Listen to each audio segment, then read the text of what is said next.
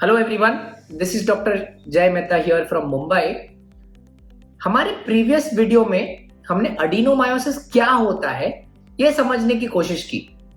हमारे आज के वीडियो में we are going to describe कि अडीनोमायोसिस को लेके बेसिक ट्रीटमेंट ऑप्शंस क्या होते हैं।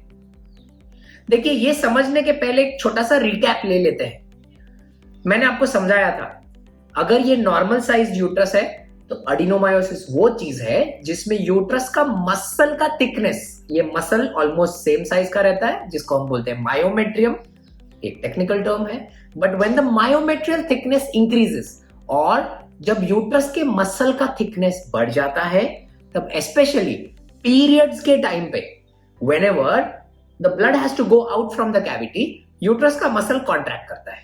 अब एकदम सिंपल और जायज सी बात है, जब कभी भी मसल का कॉन्सेंट्रेशन ज्यादा है तो वो ज्यादा फोर्स से कॉन्ट्रैक्ट करेगा, और उसके वजह से मोस्ट कॉमन प्रॉब्लम जो होता है वो होता है पेन ड्यूरिंग मेंसेस, जिसको हम बोलते हैं डिसमेनोरिया। ओके, साइमल्टेनियसली इसके साथ में काफी बार ऐसा भी होता है कि यूट्रस का जो मसल है वो इतना ज्यादा बढ़ जाता है क्वांटिटी में कि उसके साथ में सिवियर पेन के साथ में सिवियर हैवी ब्लीडिंग, जिसको बोलते हैं हैवी मेंस्ट्रुअल ब्लीडिंग या मेनोरेजिया। मतलब नॉर्मली अगर आप पीरियड्स के दरमियान, मान के चलिए 3 दिन का किसी का पीरियड का साइकिल है, एक एग्जांपल दे रहा हूं मैं, और डेली का किसी को 2 to 3 पैड्स चेंज करना पड़ता है पीरियड्स के दिन में, जिसे हम बोलते हैं एकदम नॉर्मल फ्लो है या ऑप्टिमल फ्लो है। अडीनोमायोसिस में काफी बार you can have heavy flow, मतलब पेन तो आपको हो ही रहा है बट साथ में यू आर पासिंग क्लॉट्स, जिसे हम कॉमनली बोलते हैं, और you have to change 5 to 7 pads in a day. काफी बार उससे ज्यादा भी हो सकता है, बट इस सिचुएशन को हम बोलते हैं हेवी ब्लीडिंग। ये 2 बहुत कॉमन सिम्टम्स है अडीनोमायोसिस के। और एक चीज आपको हमेशा ये ध्यान में रखना है कि जो अडीनोमायोसिस रहता है उसके सिम्टम्स जो रहते हैं दे आर प्रोग्रेसिवली इंक्रीजिंग। मतलब मान के चलिए जनवरी में जो आपको पेन हो रहा था वो जुलाई या सितंबर में बहुत ज्यादा बढ़ गया है। इस चीज का डायग्नोसिस टिपिकली अडीनोमायोसिस होता है। अब कॉमन क्वेश्चन ये है कि डॉक्टर तो मुझे एक कोई ऐसी दवाई दे दो जिससे ये मसल का जो थिकनेस आपने बोला बढ़ गया वो वापस नॉर्मल साइज पे लेके आ जाओ। रिमेंबर, ऐसा कोई मेडिसिन नहीं अवेलेबल है to reduce a thickness which is increased. ऐसा कुछ भी अवेलेबल नहीं है। तो भगवान के लिए ऐसे कोई इलॉजिकल एक्सप्लेनेशंस पे बिलीव मत कीजिए। कोई भी फॉर्म का ट्रीटमेंट होने दीजिए, B it allopathic, B it Ayurvedic, B it whatever, आपको जिस पे यकीन है या जो आपको सबसे ज्यादा भरोसा दिलाता है। एक चीज हमेशा ध्यान रखना, मेडिकल मैनेजमेंट जो दवाई देके काम किया जाता है that is predominantly to control the symptoms. आपको दवाई इसके लिए दिया जाता है ताकि आपका पेन जो बहुत ज्यादा है वो कम हो जाए। आपको दवाई इसके लिए दी जाती है ताकि आपका जो हैवी ब्लीडिंग है जो बहुत ज्यादा है वो शायद थोड़ा कम हो जाए। ऐसी कोई दवाई नहीं है जिससे आपने एक दवाई ले ली, आपने 1 महीने की दवाई खा ली, आपने 4 महीने की दवाई खा ली और आपका अडीनोमायोसिस नॉर्मल साइज हो गया। Come on, that's not going to happen, that's simply not possible, so don't believe in that. दूसरी चीज, इस चीज में कॉमनली किस प्रकार की दवाई दी जाती है। देखिए, जो पेन किलर्स रहते हैं वो टेम्पररी रहते हैं, मतलब those are given only during the time of periods. मान के चलिए किसी को 4 दिन का पीरियड है तो वो 4 दिन के लिए पेन किलर्स दिए जाते हैं। पेन किलर्स के बहुत ज्यादा सब टाइप्स अवेलेबल है। I will not go into the details कि कौन से टाइप के पेन किलर्स इसमें अवेलेबल होते हैं। और दूसरा जो बहुत कॉमनली दिया जाता है उसको हम बोलते हैं बर्थ कंट्रोल पिल्स या ओरल कॉन्ट्रासेप्टिव पिल्स।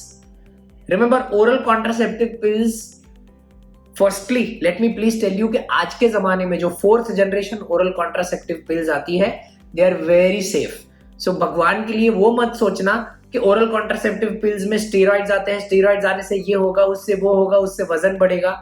वजन बढ़ता नहीं है लोगों का oral contraceptive pills, specially 4th generation oral contraceptive pills से। और ये जो बर्थ कंट्रोल पिल्स या ओसीपीज आपको दी जाती है उससे मेंस्ट्रुअल फ्लो की सिवियरिटी कम हो जाती है।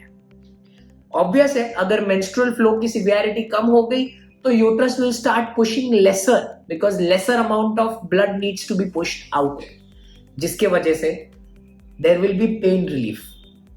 ये मेडिकल मैनेजमेंट जो रहता है वो हम तकरीबन 12 महीने तक लोगों को देते हैं। थोड़े बहुत ऑल्टरेशंस हार्मोन्स को लेके है, हार्मोनल मेडिसिन को लेके है, जो बहुत डिटेल डिस्कशन है, इसके लिए मैं इस वीडियो के संक्षेप में इसको बात नहीं करूंगा। बट एक पॉइंट मैं यहां पे बताना चाहता हूं, काफी बार जब कभी भी किसी को अनरिलीविंग एडिनोमायोसिस रहते हैं, तब भले आपकी उम्र 35 है, भले आपकी उम्र 32 है, भले आपकी उम्र 42 है, ये सिचुएशंस में यूट्रस रिमूव करने की जरूरत पड़ सकती है। स्पेशली अगर आपका फैमिली कंप्लीट हो गया है तो। हमारे अगले वीडियो में हम एडिनोमायोसिस और इनफर्टिलिटी का क्या कोरिलेशन है ये डिस्कस करने की कोशिश करेंगे।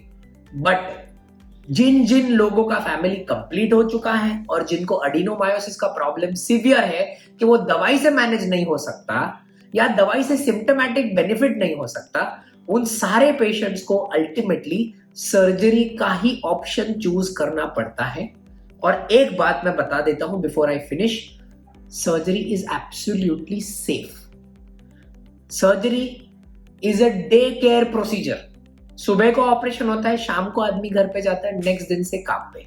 सो भगवान के लिए वो मत सोचना कि अरे सर्जरी करवाया तो मुझे 6 हफ्ता बेड रेस्ट करना पड़ेगा, वो करना पड़ेगा, ये करना पड़ेगा। वो 1922 की बातें हैं। 2021 में वो सब नहीं चलता। 2021 में लैप्रोस्कोपिक सर्जरी की जाती है छोटे से होल से, जिससे पूरा यूट्रस निकल जाता है, पेन रिलीफ एकदम अच्छा रहता है and patient goes home quickly. Of course more questions can be posted in our comments box. We'll try and answer them as quickly as we can. And in our next video, we'll discuss the relation of adenomyosis with infertility. So thank you so much for joining us.